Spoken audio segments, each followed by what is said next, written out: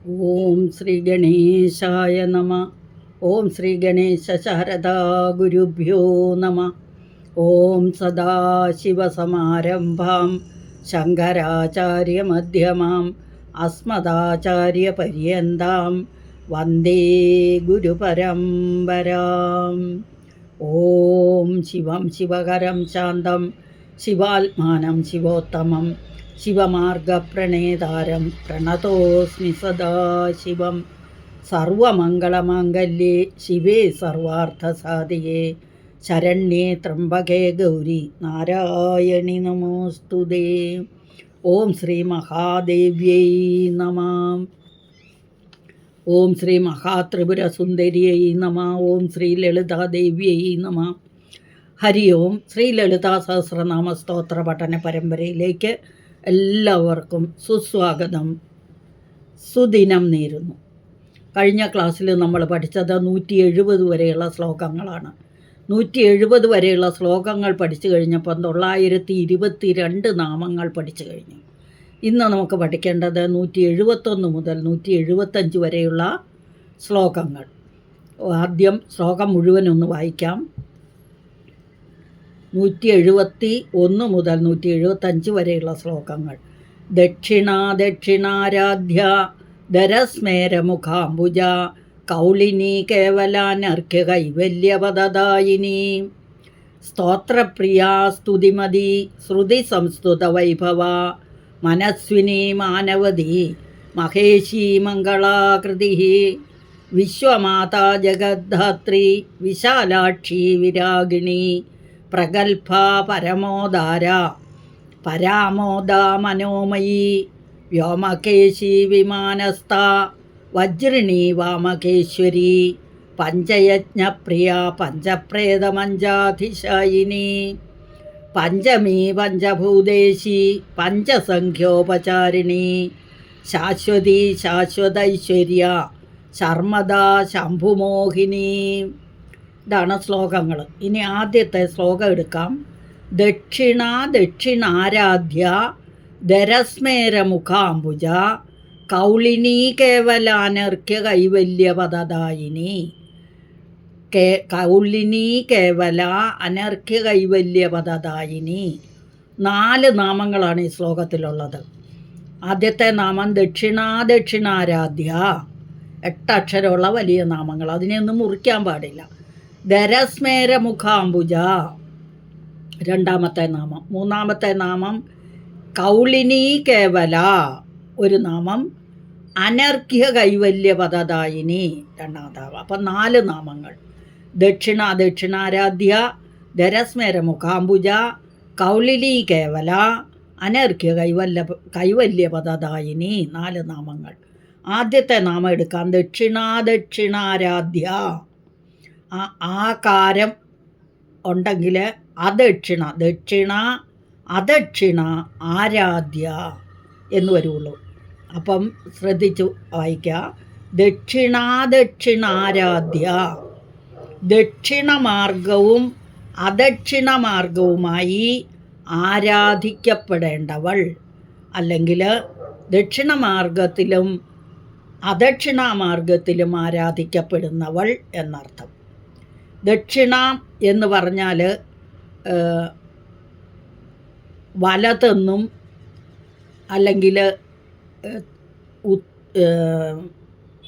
വടക്കെന്നും ഉത്തരമെന്നും, അദക്ഷിണം എന്ന് പറഞ്ഞാൽ ഇടത്തെന്നും തെക്കെന്നും ദക്ഷിണമെന്നൊക്കെ അർത്ഥം.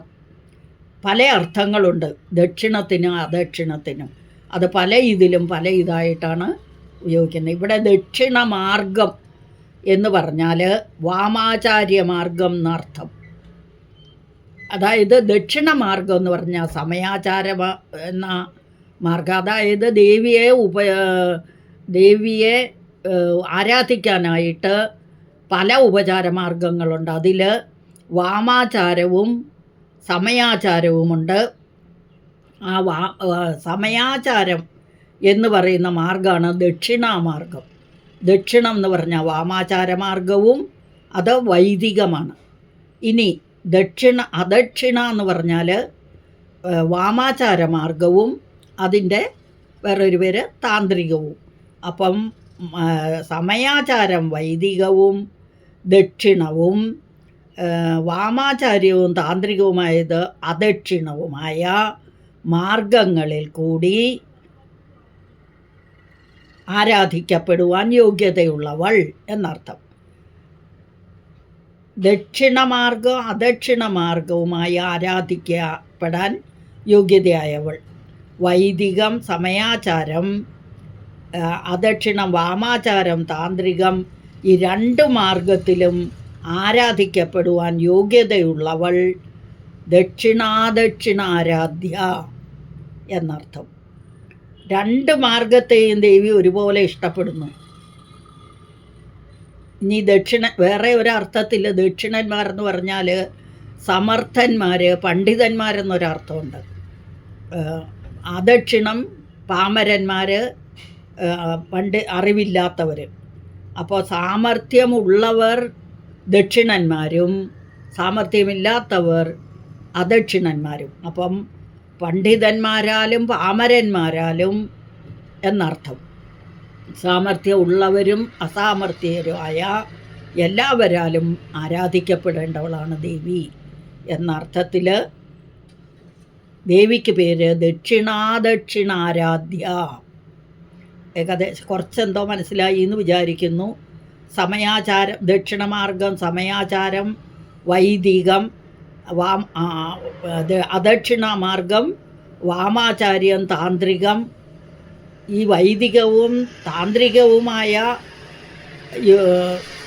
ആചാരങ്ങളിലും പിന്നെ ദക്ഷിണന്മാർ അദക്ഷിണന്മാർ പണ്ഡിതന്മാരും പാമരന്മാരുമായവരാലും എല്ലാവരാലും ആരാധിക്കാൻ യോഗ്യതയുള്ളവൾ ദേവി. അതുകൊണ്ട് ദേവിക്ക് ദക്ഷിണ അദക്ഷിണാരാധ്യ എന്ന് പേര്.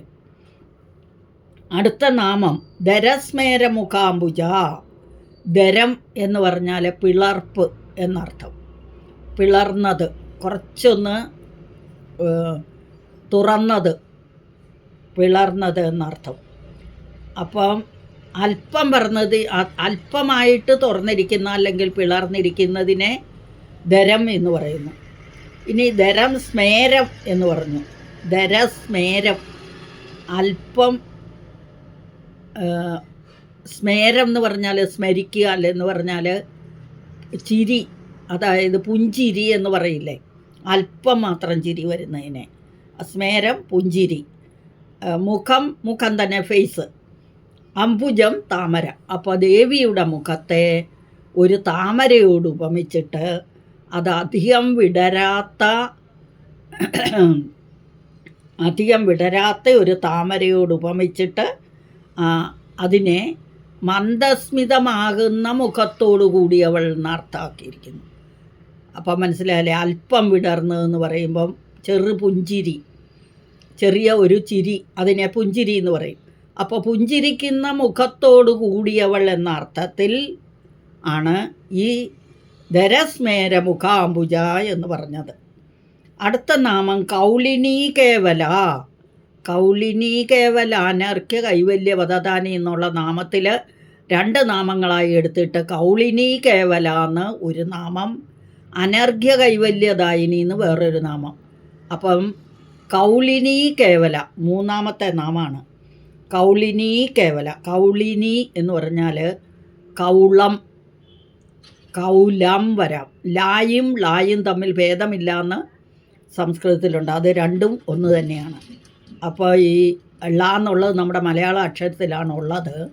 ഇവിടെ ളാന്നും വായിക്കാം, കൗളിനി എന്നും പറയാം, കൗലിനി എന്നും പറയാം. ലായോ പറഞ്ഞാൽ തെറ്റില്ല. അപ്പോൾ കൗലിനി എന്ന് പറഞ്ഞാൽ കൗളമാർഗം എന്നർത്ഥം. അപ്പോൾ കേവല എന്ന് പറഞ്ഞാൽ ജ്ഞാനമാർഗം. അപ്പോൾ ഈ രണ്ട് മാർഗത്തിലും ഒരേ സമയം, കൗളമാർഗത്തിലും കേവലമാർഗത്തിലും, അതായത് ജ്ഞാനമാർഗത്തിലും കൗളമാർഗത്തിലും സമയാചാര മാർഗത്തിലും കേവലയായും ഒക്കെ വർത്തിക്കുന്നവളാണ് ദേവി. അപ്പോൾ ഇവിടെ എന്താ അതിന് പറയുക? ഒരേ സമയം കൗളമാർഗാചാരത്തിലും സമയാചാര മാർഗത്തിലും ഒരേ സമയം കൗളിനിയായും കേവലയായും, അതായത് ജ്ഞാനമാർഗത്തിലും സമയാചാര മാർഗത്തിലും ജ്ഞാനസ്വരൂപിണിയായി വർത്തിക്കുന്നവൾ എന്ന അർത്ഥത്തിൽ. അതായത് എന്താ അതിന് പറയുക? ജ്ഞാനസ്വരൂപിണിയായി ജ്ഞാനമാർഗത്തിലും സമയാചാര ഇതായി ജ്ഞാനമാർഗത്തിലും കൗളത്തിലും കേവലത്തിലും വർത്തിക്കുന്നവൾ, അതായത് സ്വരൂപ സാകാര ഉപാസനകളിൽ നിർഗുണാകാരമായി വർത്തിക്കുന്നവളാണ് ദേവി. ദേവി കൗളിനിയായും നിർഗുണ നിരാകാരമായ ഉപാസനയിൽ കേവലയായും വർത്തിക്കുന്നു. അതുകൊണ്ട് ദേവിക്ക് പേര് കൗളിനി കേവല എന്ന്. അടുത്ത നാമം അനർഘ്യ കൈവല്യപദദായിനി. കൈവല്യപദം എന്ന് പറഞ്ഞാൽ കേവലമായ പദം എന്ന് പറഞ്ഞാൽ സ്ഥാനം എന്നിവിടെ അർത്ഥം. വേറെ പാദം അല്ല, പദം വാക്കുമല്ല, പദം സ്ഥാനമാണ്. അപ്പോൾ കേവലമായ പദം എന്ന് പറഞ്ഞാലോ മോക്ഷപദം തന്നെ, അതിനെയാണ് കേവലപദം എന്ന് പറയുന്നത്. അപ്പം ഈ മോക്ഷപദവും രണ്ടില്ലാത്തത്, അതാണ് കേവലം. അപ്പോൾ പരബ്രഹ്മസ്വരൂപ സാക്ഷാത്കാരത്തിൻ്റെ പദമാണ് നമ്മുടെ നിർവാണ പദമായ മോക്ഷം.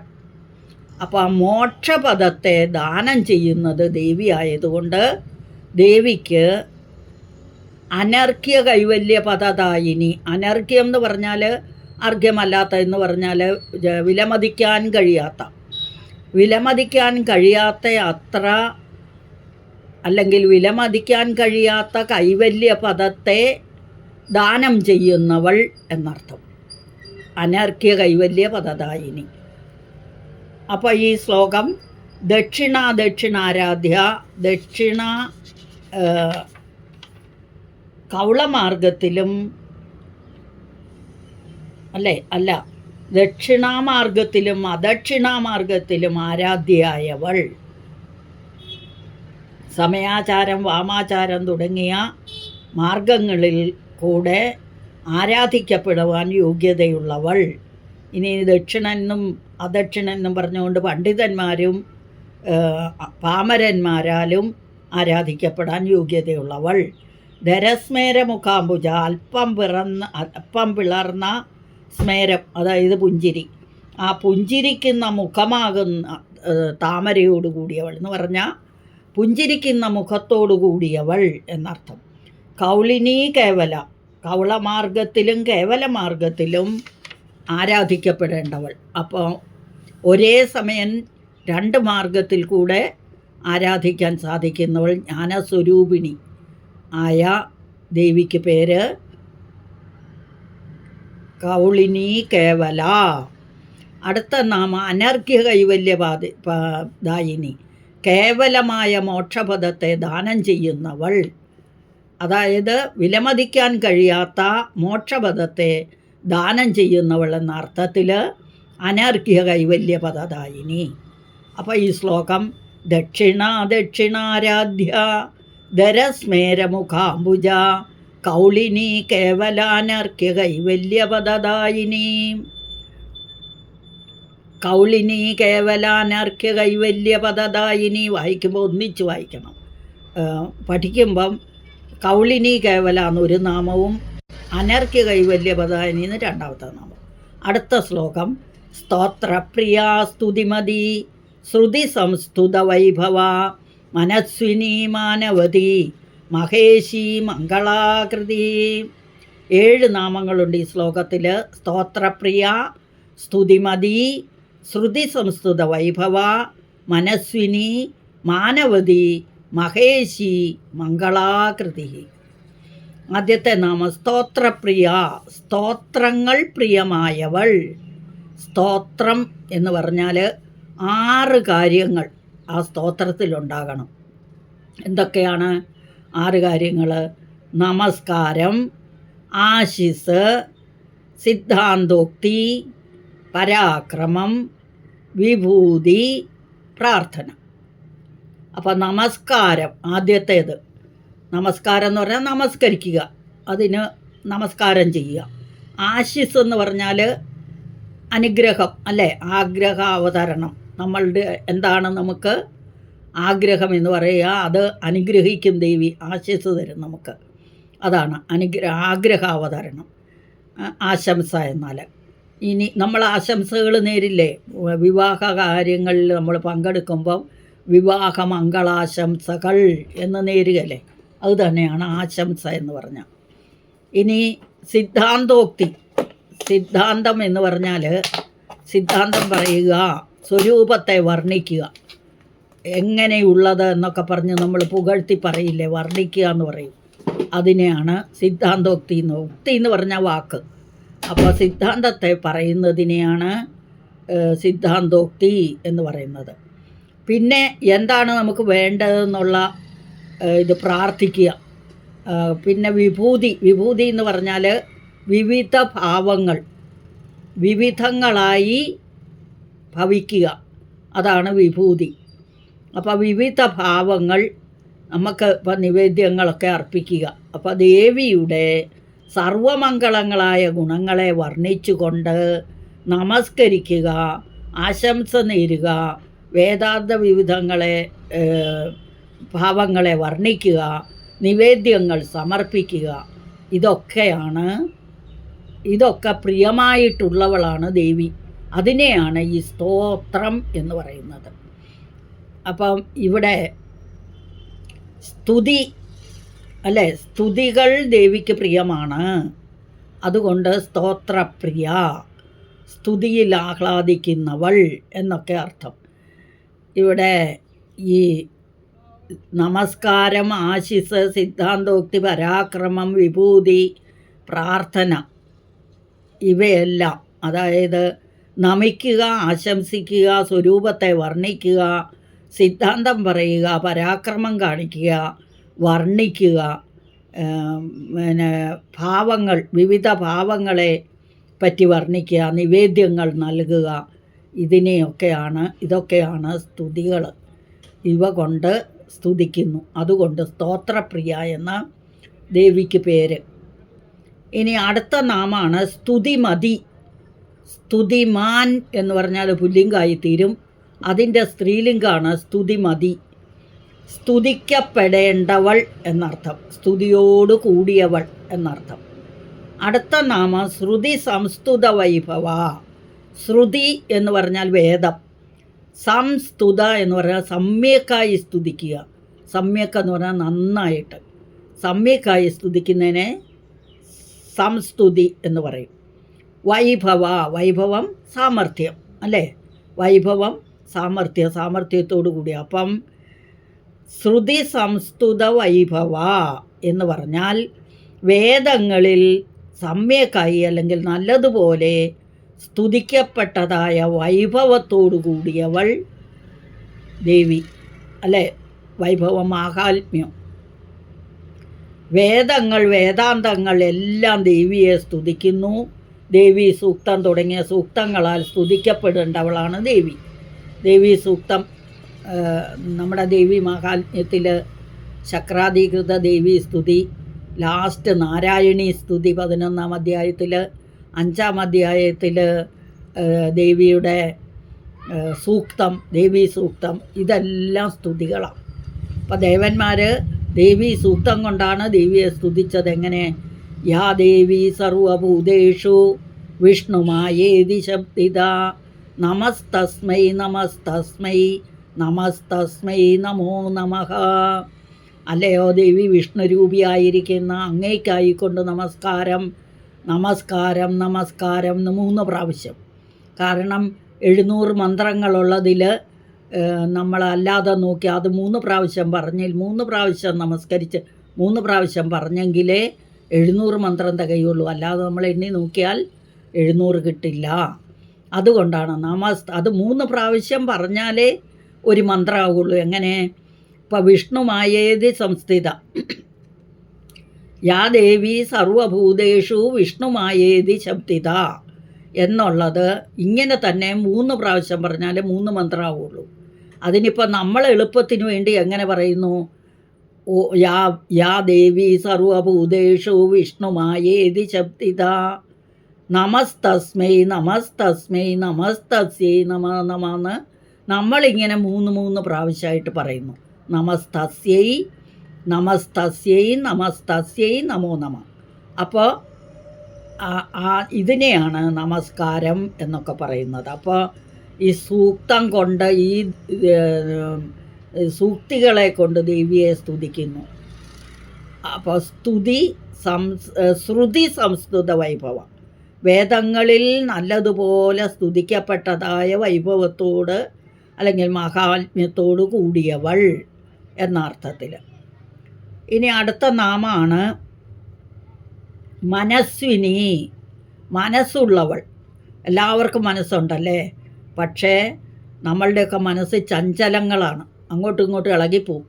പക്ഷേ ദേവിയുടെ മനസ്സ് ഒരിക്കലും ചലിക്കുന്നില്ല. ദേവി ഒരേപോലെ ദേവിയുടെ മനസ്സ്. അപ്പം നമ്മുടെ മനസ്സൊക്കെ വേണ്ടാത്ത കാര്യങ്ങളിലേക്കെല്ലാം ഓടിപ്പോകും അല്ലേ, മനസ്സിനെ പിടിച്ചു വലിക്കും. നമ്മൾ ദുർഗാ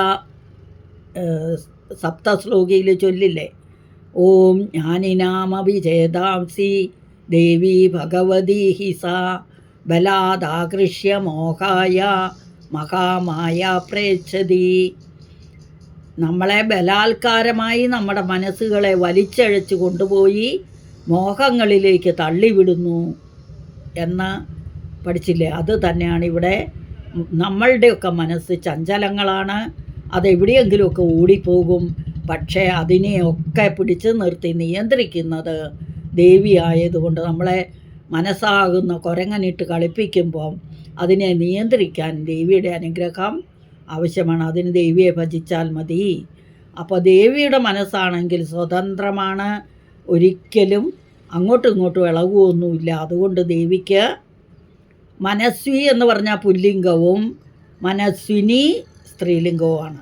അപ്പോൾ വികാരത്തെയൊക്കെ നിയന്ത്രിക്കുന്നവൾ മനസ്വിനി. അടുത്ത നാമം മാനവതി.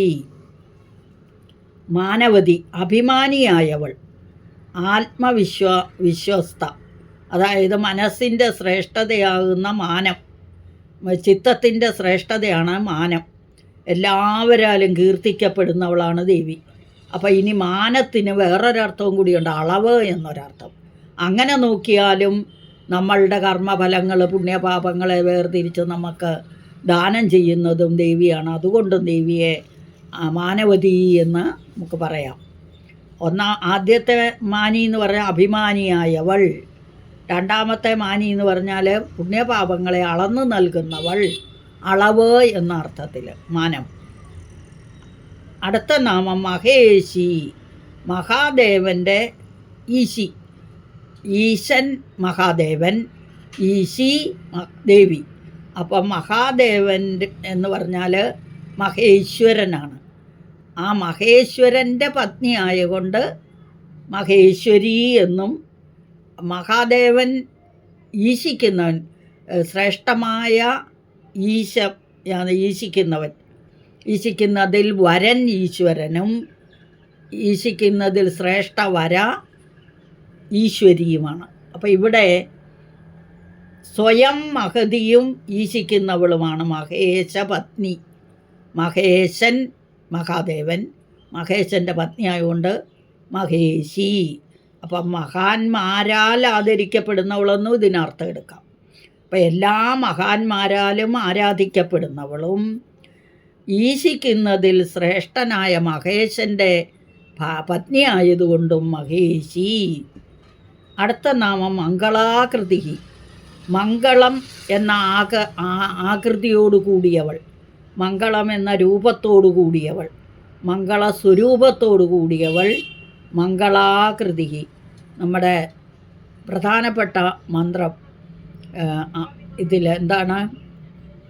സർവമംഗളമാംഗല്യേ ശിവേ സർവാർത്ഥസാധികേ ശരണ്യേ ത്രംബകേ ഗൗരി നാരായണി നമോസ്തുതേ ദേവി സ്തുതിയാണ്. ഏറ്റവും പ്രധാനപ്പെട്ട സ്തുതി. അപ്പം മംഗളാകൃതി എന്ന് പറഞ്ഞാൽ സർവമംഗളമാംഗല്യ, അത് തന്നെ. അപ്പം മംഗളരൂപിണി, മംഗളരൂപത്തോടു കൂടിയവൾ, മംഗളത്തെ നൽകുന്നവൾ, സ്വയം മംഗളയായിരിക്കുന്നവൾ, എല്ലാവർക്കും മംഗളത്തെ കൊടുക്കുന്നവൾ എന്നൊക്കെ അർത്ഥം. ശിവസ്വരൂപിണി എന്നൊക്കെ അർത്ഥം. ആനന്ദസ്വരൂപിണി, ശിവസ്വരൂപിണി എല്ലാം മംഗളാകൃതിക്ക് അർത്ഥമാണ്. മംഗളം എന്ന ആകൃതിയോടു കൂടിയവൾ, മംഗളസ്വരൂപിണി എന്നർത്ഥം. അപ്പോൾ ഈ ശ്ലോകം സ്തോത്രപ്രിയ സ്തുതിമതി, സ്തോത്രപ്രിയ സ്തോത്രം പ്രിയമായിരിക്കുന്നവൾ, സ്തുതിമതി സ്തുതിക്കപ്പെടേണ്ടവൾ, സ്തുതി എന്ന മതിയായിരിക്കുന്ന, സ്തുതി എന്ന മതിയോടുകൂടിയവൾ സ്തുതിമതി, സ്തുതിക്കപ്പെടേണ്ടവൾ സ്തുതിമതി. ശ്രുതി സംസ്തുത വൈഭവ, വേദങ്ങളിൽ നല്ലതുപോലെ സ്തുതിക്കപ്പെട്ടതായ വൈഭവത്തോടു കൂടിയവൾ ശ്രുതി സംസ്തുത വൈഭവ. മനസ്വിനി, മനസ്സുള്ളവൾ, അല്ലെങ്കിൽ മനസ്സിനെയൊക്കെ നിയന്ത്രിക്കുന്നവൾ. മാനവതി, മാനവതി അഭിമാനിയായിരിക്കുന്നവൾ, അല്ലെങ്കിൽ നമ്മളുടെ പുണ്യപാപ കർമ്മങ്ങളെയൊക്കെ അളവ് എന്ന ഇതിൽ അളന്നു കൊടുക്കുന്നവൾ മാനവതി. മഹേശി, മഹാദേവൻ്റെ പത്നി, എല്ലാവരാലും മഹാദേവനിൽ നിന്ന് ഉത്ഭൂതയായവളും മഹാന്മാരാൽ ആദരിക്കപ്പെടുന്നവളും എല്ലാത്തിനെയും ഈശിക്കുന്നവളുമായതുകൊണ്ട് മഹേശി. പിന്നെ മംഗളാകൃതി, മംഗളരൂപിണിയായിരിക്കുന്നവൾ മംഗളാകൃതി, മംഗള ആകൃതിയാണ് മംഗളാകൃതി, മംഗളസ്വരൂപിണി എന്നൊറ്റ വാക്കിൽ അർത്ഥം. അപ്പോൾ ഈ ശ്ലോകം സ്തോത്രപ്രിയ സ്തുതിമതി, ശ്രുതി സംസ്തുത വൈഭവ, മനസ്വിനി മാനവതി, മഹേശി മംഗളാകൃതി. അടുത്ത ശ്ലോകം വിശ്വമാതാ ജഗദ്ധാത്രി, വിശാലാക്ഷി വിരാഗിണി, പ്രഗൽഭ പരമോദാര, പരാമോദാ മനോമയീ.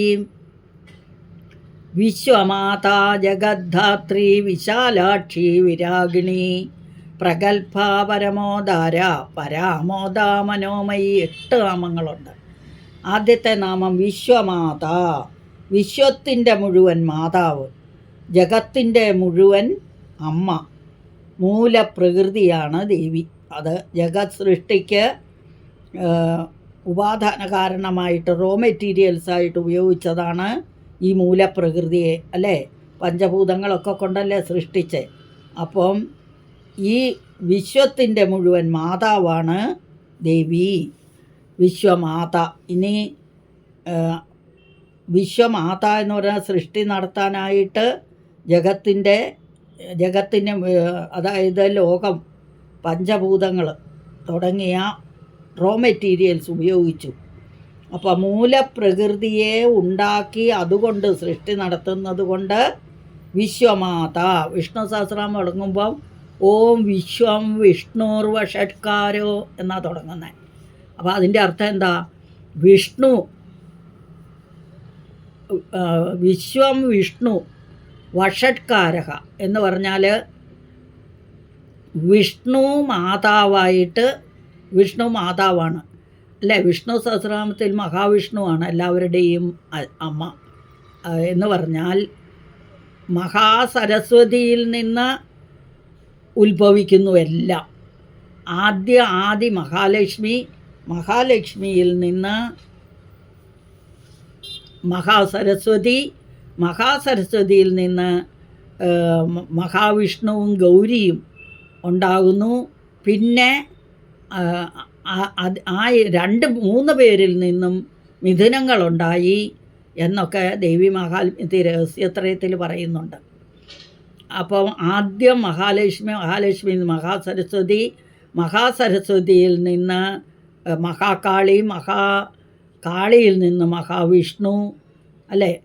മഹാലക്ഷ്മിയിൽ നിന്ന് മഹാകാളി, മഹാകാളിയിൽ നിന്ന് മഹാസരസ്വതി, മഹാസരസ്വതിയിൽ നിന്ന് വിഷ്ണുവും ഗൗരിയും ഉണ്ടായി.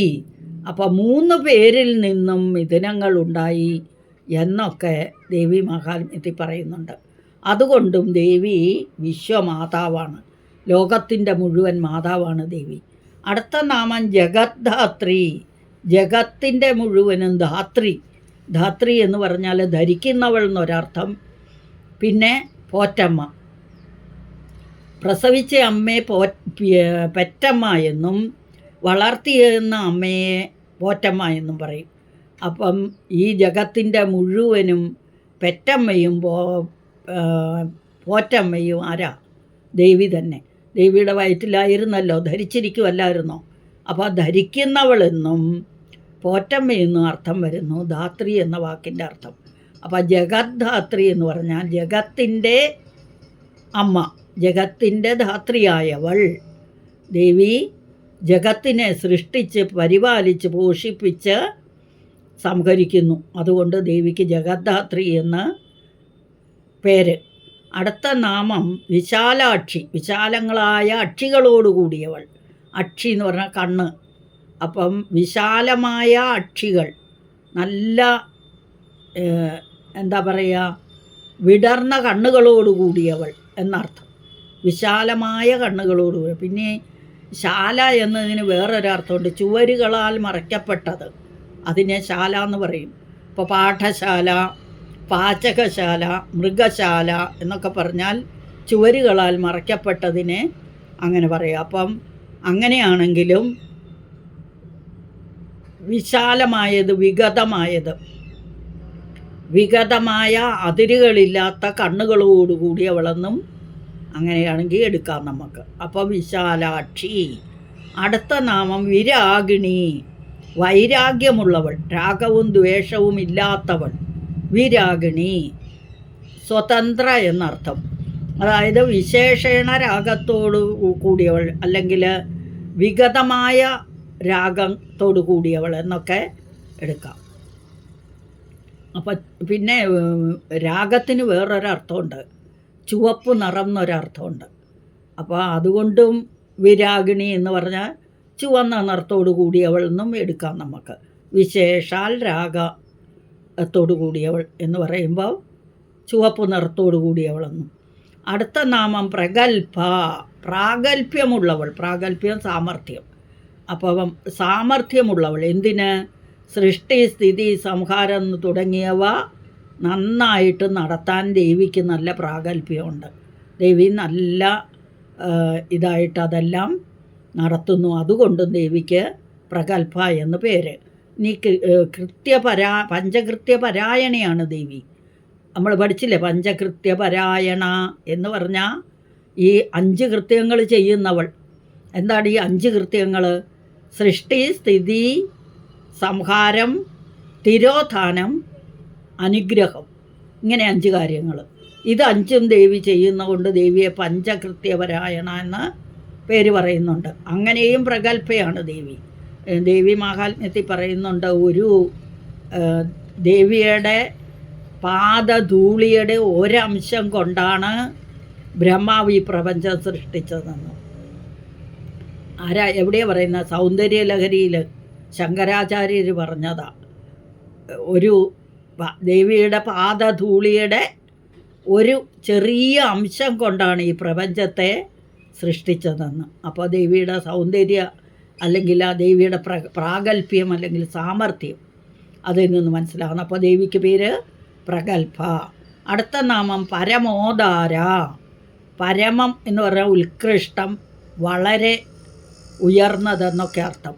അപ്പോൾ പരമോദാര, ഔദാര്യം എന്ന് പറഞ്ഞാൽ ദയ, ഉദാരശീലം, അതാണ് ഔദാര്യം. അപ്പം വളരെ ഉത്കൃഷ്ടമായ ഉദാരശീലമുള്ളവൾ എന്ന അർത്ഥത്തിൽ പരമോദാര എന്ന് ദേവിക്ക് പേര്. ഇനി ഉദാരൻ എന്ന് പറഞ്ഞാൽ ഭക്തന്മാരുടെ ആഗ്രഹങ്ങളെല്ലാം ഉദാരമായി ചെയ്തു കൊടുക്കുന്നവൾ. ധാർമ്മിക ആഗ്രഹത്തെ അധാർമികത്തിന് ചെയ്യില്ല, ധാർമ്മികമായ ആഗ്രഹങ്ങളെ സാധിച്ചു കൊടുക്കുന്നവളാണ്, ദാനം ചെയ്യുന്നവളാണ് ദേവി. അതുകൊണ്ട് പരമോദാര. ഇനി അടുത്ത നാമം പരാമോദ. പരാ എന്ന് പറഞ്ഞാൽ ശ്രേഷ്ഠമായത്, പരമമായത്. മോദം സന്തോഷം, ആനന്ദം. അപ്പോൾ പരമമായ ആനന്ദത്തോടു കൂടിയവൾ എന്ന് പറഞ്ഞാലോ ബ്രഹ്മാനന്ദം അനുഭവിക്കുന്നവൾ എന്നർത്ഥം. ആ മോദം എന്ന് പറഞ്ഞാൽ സൗരഭ്യം എന്നും അർത്ഥമുണ്ട്. അപ്പോൾ ദേവിയുടെ കീർത്തി എല്ലായിടത്തും സുഗന്ധം പ്രാപിച്ചിരിക്കുന്നു. അതുകൊണ്ട് പരാമോദ എന്ന് ദേവിക്ക് പേര്. അടുത്ത നാമം മനോമയി, മനസ്സായി വർത്തിക്കുന്നവൾ. ദേവിയെ ഭജിക്കുന്നവർക്ക് ദേവി വിദ്യയായും ഭജിക്കാത്തവർക്ക് അവിദ്യയായും അവിദ്യാസ്വരൂപിണിയായിട്ടും വർത്തിക്കുന്നു. അതായത് മനസ്സ് തന്നെയാണ് വിദ്യ. വിദ്യ എന്ന് പറഞ്ഞാൽ ജ്ഞാനം അല്ലേ. അപ്പം അറിവും അറിവില്ലായ്മയും വിദ്യയും അവിദ്യയും ദേവി തന്നെയാണ്. അപ്പോൾ നമ്മളുടെയൊക്കെ മനസ്സെന്ന് പറഞ്ഞാൽ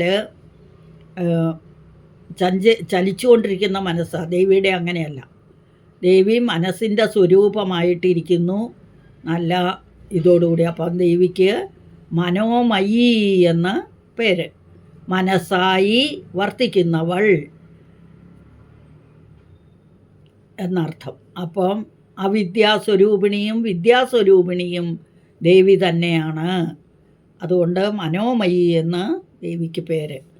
അപ്പോൾ ഈ ശ്ലോകം വിശ്വമാതാവ്, വിശ്വത്തിൻ്റെ മുഴുവൻ മാതാവ്, അമ്മ, ജഗദ്ധാത്രി, ജഗത്തിനെ മുഴുവൻ ധരിക്കുന്നവൾ അല്ലെങ്കിൽ ജഗത്തിനെ പരിപാലിക്കുന്നവൾ, വിശാലാക്ഷി, വിശാലമായ കണ്ണുകളോടുകൂടിയവൾ, വിരാഗിണി, വിശേഷാൽ രാഗത്തോടു കൂടിയവൾ അല്ലെങ്കിൽ വിഗതമായ രാഗങ്ങളോട് കൂടിയവൾ, പ്രഗൽഭ എന്ന് പറഞ്ഞാൽ സാമർഥ്യമുള്ളവൾ, പരമോദാര വളരെ ഉത്കൃഷ്ടമായ ഔദാര്യശീലമുള്ളവൾ, പരാമോദ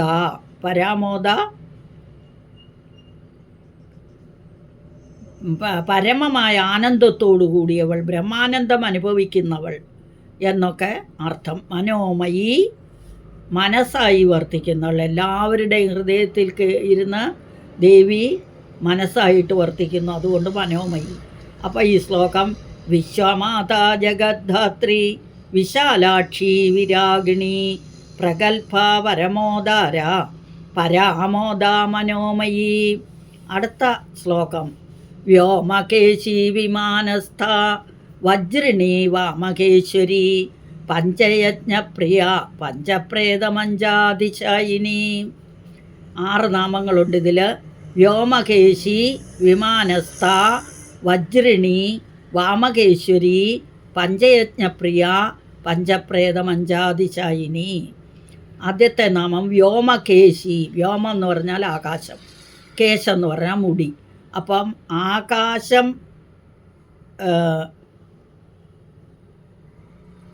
അല്ലെങ്കിൽ ആകാശത്തെ തലമുടിയാക്കിയവൾ അല്ലെങ്കിൽ വ്യോമകേശൻ മഹാദേവനാണ്. അപ്പോൾ വ്യോമകേശൻ്റെ പത്നിയായതുകൊണ്ട് വ്യോമകേശി എന്ന് പറയാം. അതായത് വിരിച്ചിട്ട മുടിയോടുകൂടിയവൾ എന്ന മുടി, ജട എന്നൊക്കെ അർത്ഥം കേശം. അപ്പോൾ ഇവിടെ വിരിച്ചിട്ട തലമുടിയോടുകൂടി നല്ല കറുത്തിരുണ്ട മുടിയുള്ളവൾ എന്നും അർത്ഥം. ആകാശം പോലെ അല്ലെങ്കിൽ ആകാശത്തെ തലമുടി ആയവൾ. ആകാശം വ്യോമകേശൻ മഹാദേവനും വ്യോമകേശൻ്റെ പത്നിയായവളെന്നും പറയാം, അല്ലെങ്കിൽ വിരിച്ചിട്ട തലമുടിയോട് കൂടിയവളെന്നും എടുക്കുക. ആകാശം പോലെ ഇരുണ്ട മുടികളോട് കൂടിയവൾ. അടുത്ത നാമം വിമാനസ്ഥ, വിമാനത്തിൽ സ്ഥിതി ചെയ്യുന്നവൾ.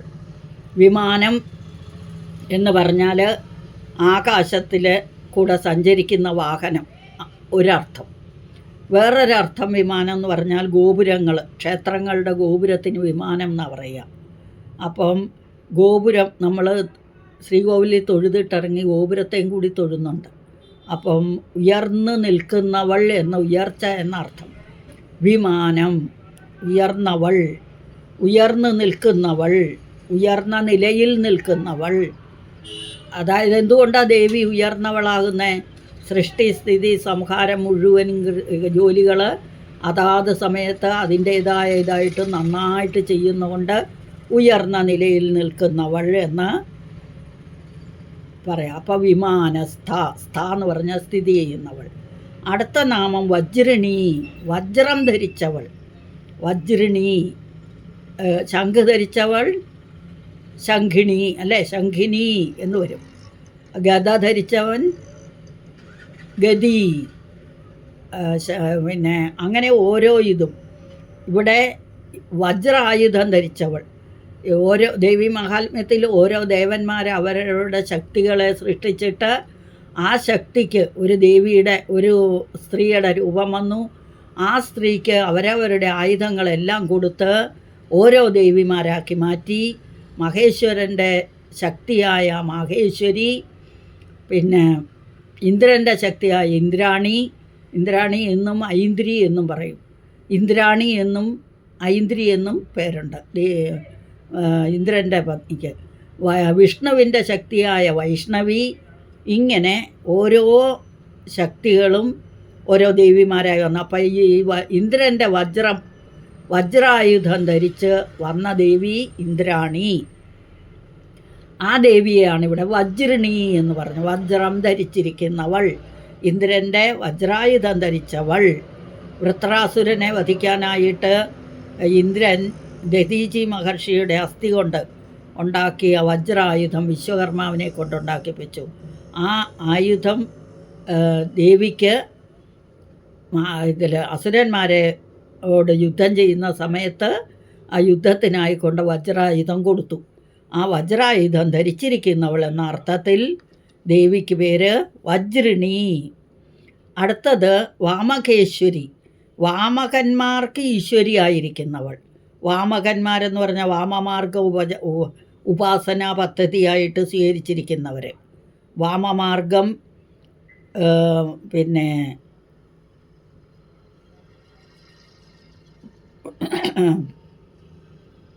പല ഉപാസനാ രീതികളുള്ളതിൽ കൗളമാർഗം നമ്മൾ പറഞ്ഞു.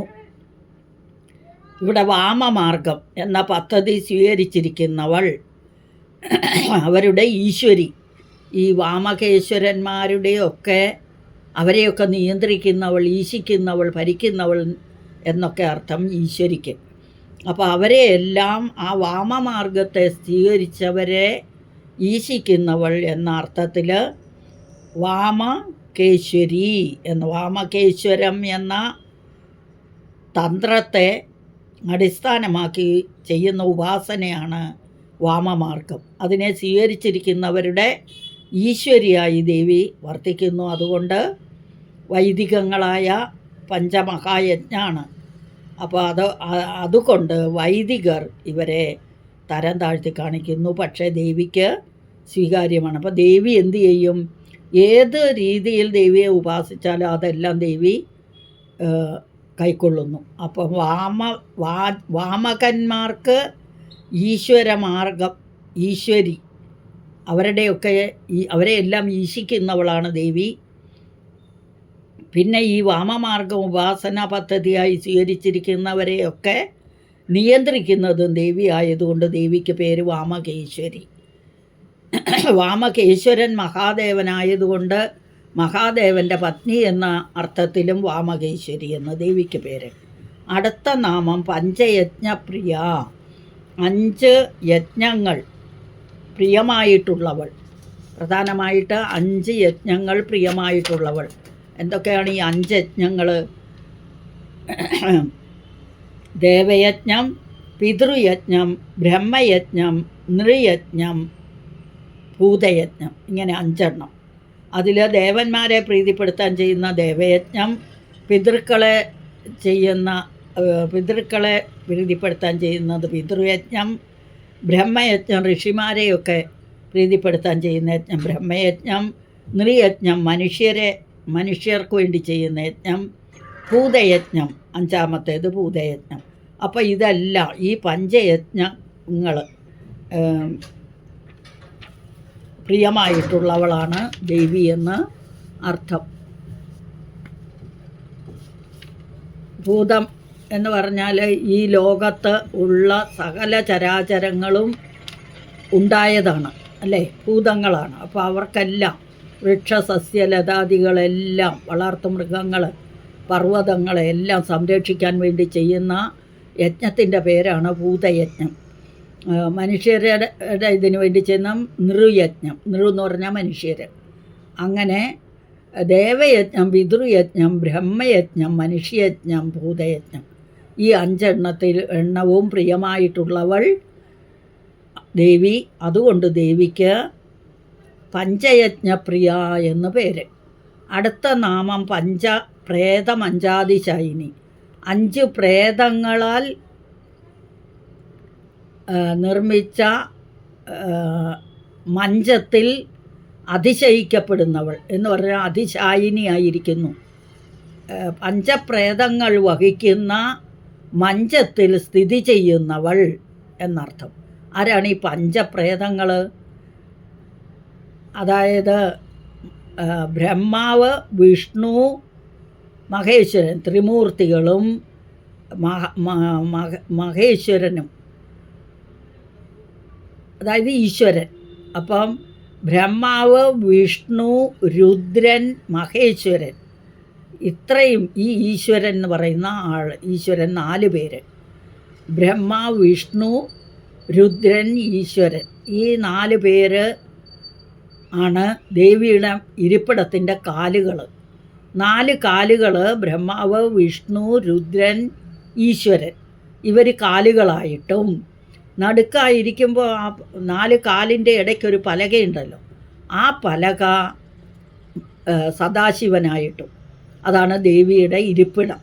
ദേവിക്ക് ഇരിപ്പിടം അങ്ങനെയാണ് ഉണ്ടായിരിക്കുന്നത്. 4 ത്രിമൂർത്തികൾ 3-ഉം ഈശ്വരനും നടുക്കത്തെ പലക സദാശിവനും, അങ്ങനെ 5 പേര്. ഇത് പലകയും കാലും ഒക്കെ ആകുമ്പോൾ അവർക്ക് ജീവനില്ലല്ലോ. ജീവനില്ലാതെ ആകുമ്പം പ്രേതങ്ങളാണ്. അപ്പം നമ്മളിലൊക്കെ ആ ഈശ്വര അംശം ഉള്ളത് കൊണ്ട്, ആ ജീവൻ ഉള്ളത് കൊണ്ടാണ് നമ്മൾക്ക് അനങ്ങാനും നടക്കാനും എടുക്കാനും പഠിക്കാനും പറയാനും എനിക്കൊക്കെ ഇവിടെ ഇരുന്ന് ഇങ്ങനെ പറയാനൊക്കെ പറ്റുന്നത്. ആ ജീവനില്ലെങ്കിൽ നമ്മളൊക്കെ പ്രേതങ്ങളാണ് എന്ന് പറഞ്ഞാൽ ശവം, അല്ലേ?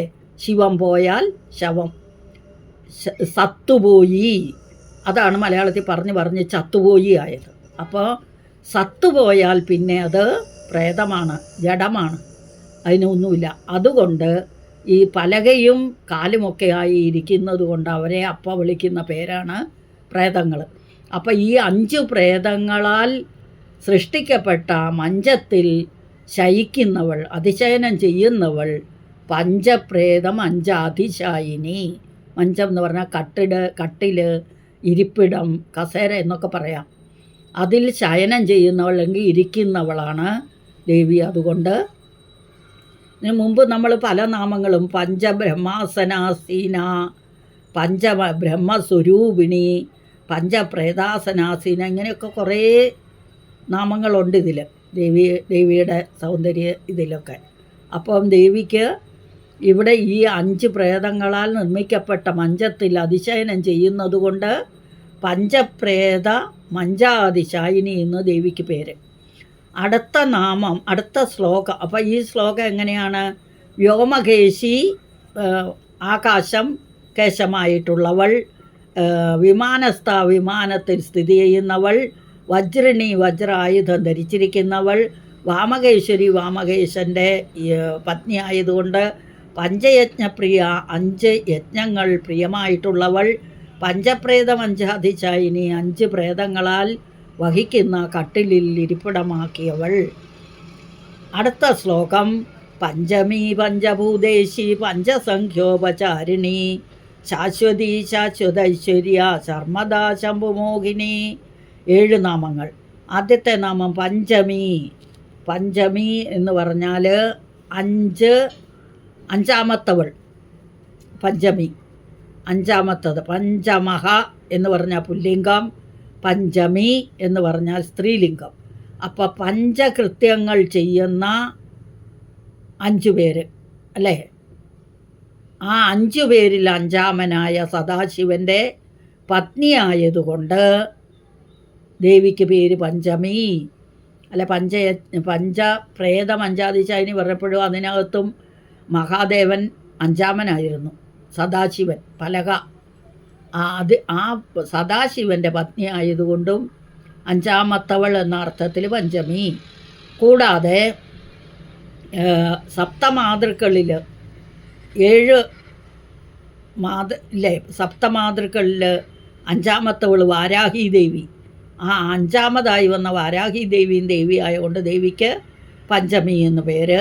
ഇനി വധത്തിൽ ഭണ്ഡാസുരനെ കൊല്ലുന്ന സമയത്ത് ആ സേനാനായിക ഈ ദേവിയായിരുന്നു, വാരാഹി.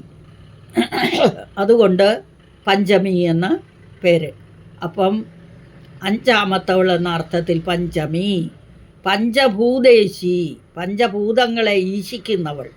പഞ്ചഭൂതങ്ങൾ ഏതൊക്കെയാണ്? ആകാശം, ഭൂമി, വായു, അഗ്നി, ജലം. ഈ 5 ഭൂതങ്ങളെയും സൃഷ്ടിക്കുന്നതും രക്ഷിക്കുന്നതും സംഹരിക്കുന്നതും ദേവി ആയതുകൊണ്ട് ദേവിക്ക് പഞ്ചഭൂതേശി എന്ന പേര്. 5 ഭൂതങ്ങളെയും ഈശിക്കുന്നവൾ എന്ന അർത്ഥത്തിൽ. അടുത്ത നാമം പഞ്ചസംഖ്യ ഉപചാരിണി. 5 സംഖ്യകൾ വരുന്ന ഉപചാര വസ്തുക്കളാൽ പൂജിക്കപ്പെടുന്നവൾ. 5 എണ്ണം എന്തൊക്കെയാണ്? ഒരു ചെറിയ പൂജ നടത്താൻ വേണ്ടി നമ്മൾ 16 ഷോഡശ ഉപചാര രീതിയുണ്ട്, ചതുഷ്ഷഷ്ടി ഉപചാര രീതിയുണ്ട്. അതായത് ഷോഡശ ഉപചാര രീതി എന്ന് പറഞ്ഞാൽ 16 ഷോഡശം, ദശം 10 ഷഡ് 6. അപ്പം 16 വസ്തുക്കൾ കൊണ്ട് പൂജിക്കുന്ന ഷോഡശ ഉപചാരം.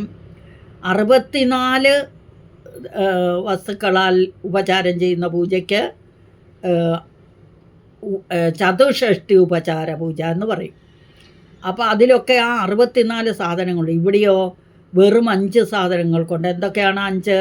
പഞ്ചഭൂതങ്ങൾ ആണ്. അത് ഏതൊക്കെയാണ്? ആകാശതത്വമായ പുഷ്പം, ജലതത്വമായ പൃഥ്വി, ധൂപം വായു തത്വമാണ് ധൂപം, ഗന്ധം അഗ്നിതത്വമാണ് ദീപം. അപ്പം ഈ 5 ഭൂതങ്ങളുടെയും തത്വങ്ങളായ ആകാശതത്വം, പൃഥ്വിതത്വം, വായുതത്വം, അഗ്നിതത്വം ആയ ഇതെല്ലാം, ആകാശം പുഷ്പമാണ്, ധൂപം വായുവാണ്, അഗ്നിതത്വം ദീപമാണ്. ഇതെല്ലാം ഉപചാരമാർഗം. ഇനി ഗന്ധം എന്ന് പറഞ്ഞാൽ ചന്ദനം, അതാണ് ഈ ചന്ദനം. ഗന്ധം ചന്ദനമാണ്. ജലം, നൈവേദ്യം, ഇതെല്ലാം കൂടി ചെയ്യുന്ന ആ 5 സാധനങ്ങൾ കൊണ്ട് പൂജിക്കുന്ന രീതിയാണ് പഞ്ചസംഖ്യോപചാരം എന്ന രീതി. അതിലാണ് ദേവിയെ പൂജിക്കപ്പെടുന്നത് കൊണ്ട് ദേവിക്ക് പേര് പഞ്ചസംഖ്യോപചാരിണി. അടുത്ത നാമം ശാശ്വതി, എല്ലാ കാലത്തുമുള്ളവൾ. വർത്തമാനകാലത്തിലും ഭൂതകാലത്തിലും ഭാവിയിലും ഉള്ളവൾ എന്ന അർത്ഥത്തിൽ, 3 കാലങ്ങളിലും ഉള്ളവൾ എന്ന അർത്ഥത്തിൽ ശാശ്വതി. അടുത്ത നാമം ശാശ്വത ഐശ്വര്യ, എല്ലാ കാലത്തുമുള്ള ഐശ്വര്യത്തോടു കൂടിയവൾ. ഐശ്വര്യം എന്ന് പറഞ്ഞാൽ ഈശ്വരഭാവത്തെയാണ് ഐശ്വര്യം എന്ന് പറയുന്നത്. അപ്പം പ്രപഞ്ചമാകുന്ന ഈ വണ്ടിയെ നിയന്ത്രിക്കുന്നത്, അതായത് ഐശ്വര്യം, ഈശനം ചെയ്യുന്നവരിൽ വരൻ ഈശ്വരൻ, എല്ലാം നിയന്ത്രിക്കുന്നവൻ എന്നർത്ഥം. അതിൻ്റെ സ്ത്രീലിംഗം ഈശ്വരി. അപ്പോൾ ഇതിനെയെല്ലാം ഈശിക്കുന്നവൾ എന്ന അർത്ഥത്തിൽ ദേവിക്ക് പേര് ശാശ്വത ഐശ്വര്യ എന്ന് പറയുന്നത് ഈശിക്കുന്നവൾ. ഇപ്പം കാളയെ നിയന്ത്രിക്കുന്ന എങ്ങനെയാണ്? മൂക്ക് കയറുകൊണ്ട്. അതുപോലെ ദേവി നമ്മളെ എല്ലാ കാലത്തും എല്ലാ ഐശ്വര്യത്തോടും കൂടി ഈശനം ചെയ്യുന്നു ദേവി. അതുകൊണ്ട് ദേവിക്ക് ശാശ്വത ഐശ്വര്യ.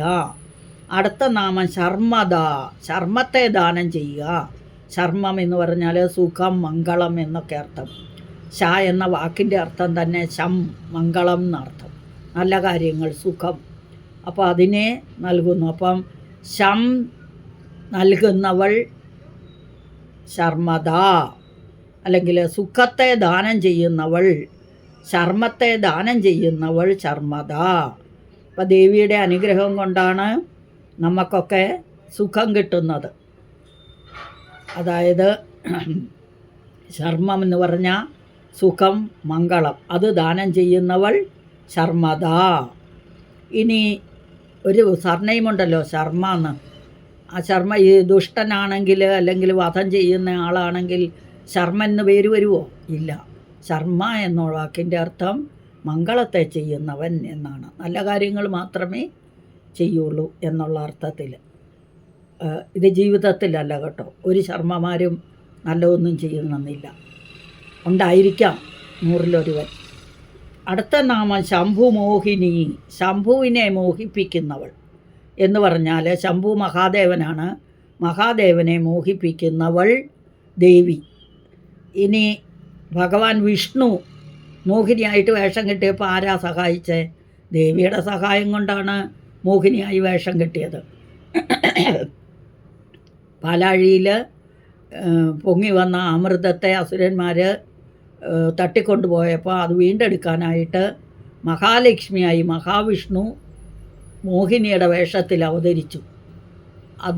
അത് ശിവന് പ്രിയം തോന്നിയിട്ട് ഒരു പ്രാവശ്യം കൂടി ഒന്ന് കാണിച്ചു തരൂ ആ മോഹിനി വേഷം, കാണാൻ കൊതിയാകുന്നെന്ന് പറഞ്ഞ് മഹാദേവൻ നിർബന്ധിച്ചപ്പം മഹാവിഷ്ണു മോഹിനിയുടെ വേഷം കെട്ടി ഒരു പ്രാവശ്യം കൂടെ.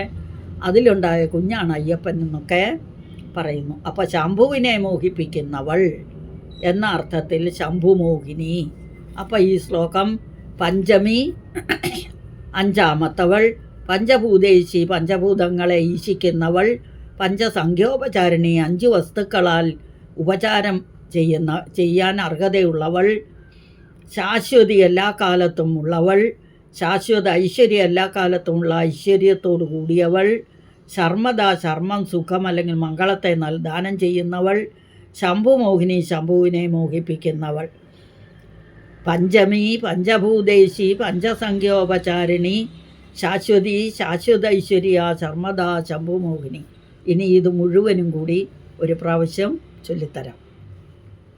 ദക്ഷിണ ദക്ഷിണാരാധ്യ ധരസ്മേരമുഖാംബുജ, കൗളിനി കേവലാനർഘ്യ കൈവല്യപദദായിനി, സ്തോത്രപ്രിയ സ്തുതിമതി ശ്രുതി സംസ്തുത വൈഭവ, മനസ്വിനി മാനവതി മഹേശി മംഗളാകൃതി, വിശ്വമാതാ ജഗദ്ധാത്രി വിശാലാക്ഷി വിരാഗിണി, പ്രഗൽഭ പരമോദാര പരാമോദ മനോമയി, വ്യോമകേശി വിമാനസ്ഥ വജ്രിണി വാമകേശ്വരി, പഞ്ചയജ്ഞപ്രിയ പഞ്ചപ്രേതമഞ്ചാധിശായിനി, പഞ്ചമി പഞ്ചഭൂതേശി പഞ്ചസംഖ്യോപചാരിണി, ശാശ്വതി ശാശ്വതൈശ്വര്യ ശർമ്മദ ശംഭുമോഹിനി.